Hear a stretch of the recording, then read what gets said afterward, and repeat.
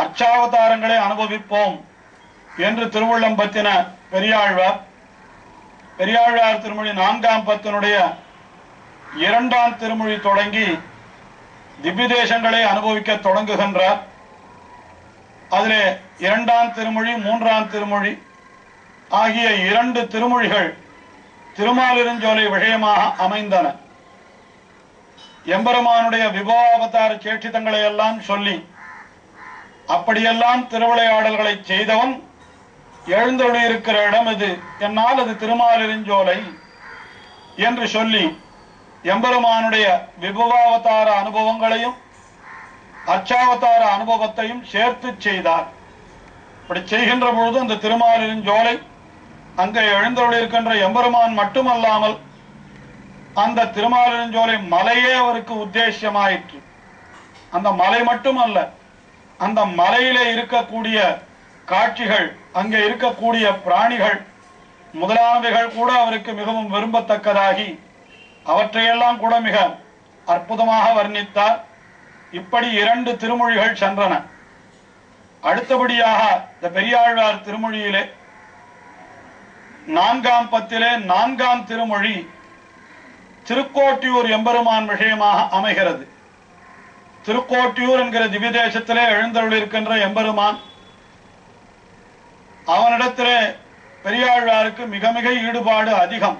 அதனால்தான் தம்முடைய பெரியாழ்வார் திருமொழியை தொடங்குகின்ற பொழுதே கண்ணன் பிறந்ததை பற்றி சொல்லுகின்ற பொழுதே வண்ணமாடங்கள் சூழ் திருக்கோட்டியூர் கண்ணபிரான் கண்ணன் பிறந்தமை என்று அப்படி திருக்கோட்டியூர் கண்ணனாகவே அவனை அனுபவித்தார். அப்படிப்பட்ட திருக்கோட்டியூர் என்கிற திவ்ய தேசம், அந்த திவ்ய தேசத்திற்கு ஒரு 10 பாசுரங்கள் அருளி செய்கின்றார். இந்த திருக்கோட்டியூர் என்கிற திவ்ய தேசத்தை திருமாலிருஞ்சோலைக்கு பிறகு அனுபவிப்பது என்பது இவர் மட்டுமே அல்ல. திருமங்கையாழ்வாரும் கூட தம்முடைய பெரிய திருமொழி என்கிற திவ்ய பிரபந்தத்திலே திருவேங்கடமலைக்கு பிறகு திருக்கோட்டியூரை அனுபவிக்கின்றார். பெரிய திருமடலிலே திருமாலிருஞ்சோலையை சொன்னார். மன்னனை மாலிருஞ்சோலை மணாளனை என்று சொன்னவுடனே கொன்னவிலும் ஆழிப்படையானை கோட்டியூர் அன்ன உருவின் அரியை என்று பெரிய திருமடலிலே திருமாலிருஞ்சோலைக்கு அடுத்தபடியாக திருக்கோட்டியூர் எம்பெருமானை அனுபவிக்கின்றார் திருமங்கை ஆழ்வார்.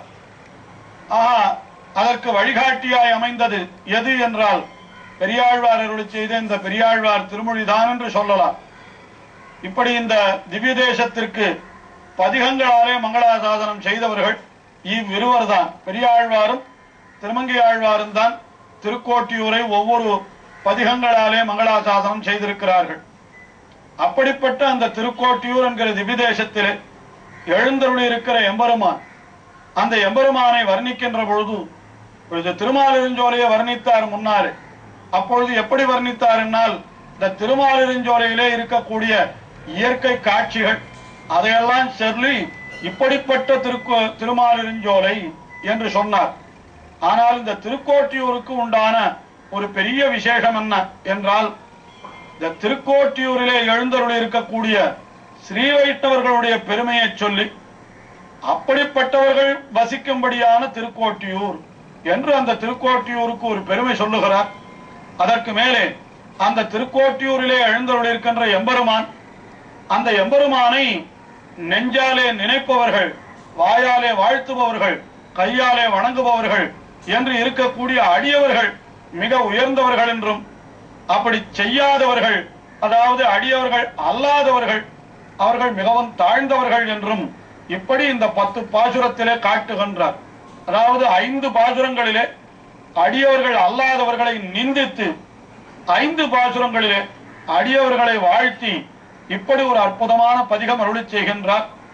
முக்கியமாக பெரியாழ்வார், அதாவது விஷ்ணு சித்தராய் இருந்தவர் பெரியாழ்வாராக ஆனதற்கு காரணம் என்ன என்றால், அவர் பாண்டிய ராஜசபைக்கு சென்று பரதத்துவ நிர்ணயம் செய்ததுதான் என்று எல்லோரும் அறிந்த ஒன்று.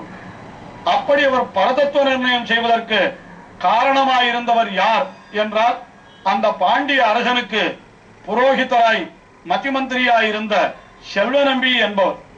அந்த செல்வநம்பி என்பவர் இந்த திருக்கோட்டியூரை சேர்ந்த பரம பாகவதர். அது மேலே பெரியாழ்வார் இந்த திருமொழியிலேயே ஒரு பாசுரத்திலே அவருடைய வைபவத்தையும் சேர்த்துத்தான் அருளி செய்ய போகிறார்.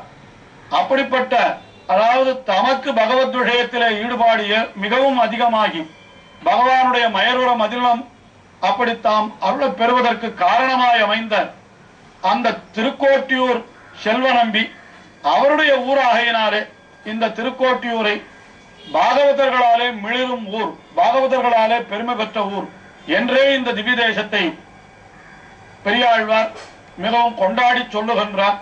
பெரியாழ்வார் அருளி செய்த பாகவத சேஷத்துவ பதிகம் என்று நாம் கொள்ளுவோமானால், அதாவது நம்மாழ்வாருடைய திருவாய்மொழியிலே பயிலும் சுடரொளி நெடுமார்க்கடிமை என்கிற திருவாய்மொழி, அதே போல திருமங்கையாழ்வார் அருளி செய்த நன்னாத வாழவுணர், அதே போல கண்சோர வெங்குருதி என்கிற திருமொழி போல பெரியாழ்வார் அருளி செய்த பெரியாழ்வார் திருமொழியிலே பாகவத சேஷத்துவத்தை தெரிவிக்கின்ற, அதாவது எம்பெருமானுடைய அடியவர்களுடைய பெருமையை தெரிவிக்கின்ற ஒரு பதிகம் என்றால் அது இந்த பதிகம்தான் என்று சொல்லலாம்.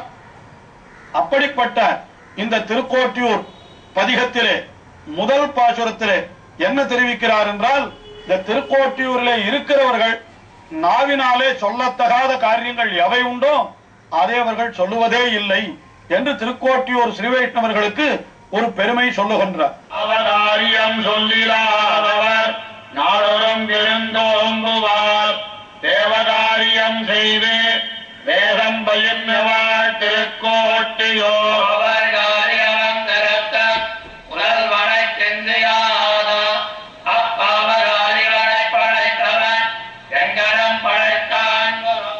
நாவகாரியம் சொல்லிலாதவர். முதலிலே திருக்கோட்டியூரிலே எழுந்தருளிருக்கின்ற ஸ்ரீ வைஷ்ணவர்கள் அவர்களுக்கு என்ன பெருமை என்றால், நாவகாரியம் சொல் இல்லாதவர்கள் என்று சொல்லுகின்றார். அதாவது காரியம் என்றால் செய்யத்தக்க செயல், அது அகாரியம் என்றால் அது செய்யக்கூடாத செயல். நாவுக்கு அகாரியம் என்றால் நாவாலே சொல்லக்கூடாத சொல் எது உண்டோ அதை இவர்கள் சொல்லாதவர்கள், நாவகாரியம் சொல் இல்லாதவர் என்று திருக்கோட்டியூரில் இருக்கக்கூடிய ஸ்ரீ வைஷ்ணவர்கள் எப்பொழுதும் பகவானுடைய நாமத்தை பாகவதனுடைய நாமத்தை தான் சொல்லிக் கொண்டிருப்பார்களே தவிர வேறு எதையும் சொல்லவே மாட்டார்கள் என்கிறார். அதாவது நாவுக்கு எது சொல்லத்தக்கது என்றால் உலகத்தில் இருக்கக்கூடிய வீண் வார்த்தைகள் அதையெல்லாம் சொல்லுவது அல்ல. நான் வாயிலுண்டே நமோ நாரணாவென்று ஓவாதுரைக்கு முறை உண்டே என்கிறார் பொய்கை ஆழ்வார். ஆஹா, நம்முடைய நாக்கு எதற்காக படைக்கப்பட்டது என்றால் பகவானுடைய திருநாமத்தை சொல்லுவதற்காக படைக்கப்பட்டது. அந்த பகவானுடைய அடியவர்கள் பாகவதர்கள் அவர்களுடைய திருநாமங்களை சொல்லுவதற்காக படைக்கப்பட்டது. அதை தவிர வேறு எதை சொன்னாலும் அது நாவகாரியம்தான், நாவுக்கு காரியமல்லாத ஒரு விஷயம்தான் அது. திருக்கோட்டியூரிலே இருப்பவர்கள் எப்படிப்பட்டவர்கள் என்றால் நாவகாரியம் சொல் இல்லாதவர்கள். எப்பொழுதும் அவர்கள் பகவத் பாகவத ஆச்சாரியர்களுடைய திருநாமங்களையே சொல்லிக் கொண்டிருப்பவர் என்ன அப்படி அவர்களுக்கு ஒரு பெருமை சொல்லுகின்றார். அது மட்டுமல்ல, அங்கே இருக்கிறவர்கள் பாகவதர்களுக்கு என்ன செய்கிறார்கள் என்றால் நாடொரும் விருந்தோம்புவார், தினந்தோறும் விருந்து ஓம்புவார் என்கிறார்.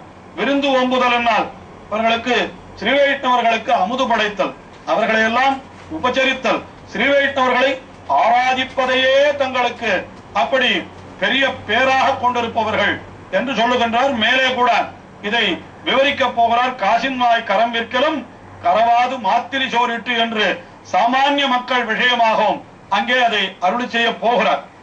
நாடொரும் விருந்தோம்புதல் என்றால் என்ன?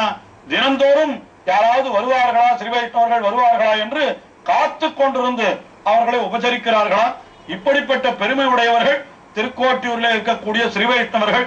நாவகாரியம் சொல் இல்லாதவர், நாடொரும் விருந்தோம்புவார் என்று இரண்டு சொன்னவர். மூன்றாவதாக தேவ காரியம் செய்து என்று, தேவகாரியம் என்னால் தேவ பூஜை என்று, எல்லாம் தேவதைகளுக்கு உண்டான யஜ்ஞங்கள் என்று சொல்லுவார்கள், அதையும் சொல்லலாம். அல்லது தேவனான எம்பெருமான் அவனுக்கு பிரீத்தியான காரியம் எது என்று கேட்டால் பாகவதர்களை ஆராதிப்பதுதான், பாகவதர்களை தெய்வமாக கொள்ளுவதுதான், அதை செய்கிறார்கள் இவர்கள் என்று அப்படியும் பொருள் கொள்ளலாம். அப்படி தேவகாரியம் செய்து வேதம் பயின்று வாழ் திருக்கோட்டியூர். வேதத்தை பயின்று வாழ் என்னால் வேதத்தை பயின்று அபியசித்திருப்பவர்கள் என்று சொல்லலாம். அதற்கும் மேலே என்னன்னா வேதமே இவர்களிடத்திலே பயின்று கிடக்கிறது. எப்படி என்னால் பிரயோஜனப்பட்டு கிடக்கிறது. வேதத்திலே என்னென்னலாம் சொல்லப்பட்டிருக்கிறதோ அது இவர்களுக்கு அனுஷ்டானத்திலே வந்து விட்டதல்லவா. வேதத்திலே என்ன சொல்லி இருக்கிறது என்றால் சத்தியம் வதா என்று நாவுக்கு உண்டான காரியத்தை தான் செய்ய வேண்டும். எல்லாரையும் அதிதி தேவோபவா என்று அதிதிகளை நாம் உபசரிக்க வேண்டும். அதே போல இவன் செய்ய வேண்டிய காரியத்தை விடாமல் செய்ய வேண்டும் என்று சாஸ்திரத்திலே சொன்னது ஒன்று தப்பாமல் இவர்கள் செய்கின்றபடியினாலே வேதம் இவர்களிடத்திலே பயின்று கிடக்கிறது. அப்படிப்பட்ட வேதம் பயின்று வாழ் திருக்கோட்டியூர். அந்த திருக்கோட்டியூரிலே எழுந்தருள் இருக்கிற எம்பெருமான் அவன் எப்படிப்பட்டவன் என்றால் மூவர் காரியமும் திருத்தும் முதல்வன். மூவர் என்றால் பிரம்மா, ருத்ரன், இந்திரன் என்று அவர்களுக்கெல்லாம் துன்பம் ஏற்பட்ட பொழுது அந்த துன்பத்தை எல்லாம் போக்கி கொடுக்கிறவன் யார் என்னால் இவன் தானே, எம்பெருமான் தானே. அப்படிப்பட்ட மூவர் காரியமும் திருத்தும் முதல்வன். அந்த முதல்வனை சிந்தியாத பாவகாரிகள். இப்படிப்பட்ட எம்பெருமான் உலகத்தை எல்லாம் ரட்சித்துக் கொண்டிருக்கிறான் என்று அவனை பற்றி சிந்திக்க வேண்டும் அல்லவா. அப்படி எவன் சிந்திக்கவில்லையோ அந்த பகவானை அவன் பாவகாரி என்கிறார். ஏனென்ற பாவம் செய்தபடியினாலேதான் அவன் நன்றி கொன்றவனாக ஆகிவிட்டான். முதல்வன் அவனிடத்திலே நாம் பிரீத்தி வைக்க வேண்டும். அப்படி இல்லாதபடியினாலே அப்பாவகாரிகளை படைத்தவன் எங்கனம் படைத்தான்களோ, எப்படித்தான் படைத்தானோ இவனை தெரியவில்லையே என்று ஆழ்வார் வருத்தத்தோடு அருளி செய்கின்றார். திருக்கோட்டியூர் அனுபவம் மேலேயும் தொடர்கிறது. அடுத்த நிகழ்ச்சியிலே பார்ப்போம்.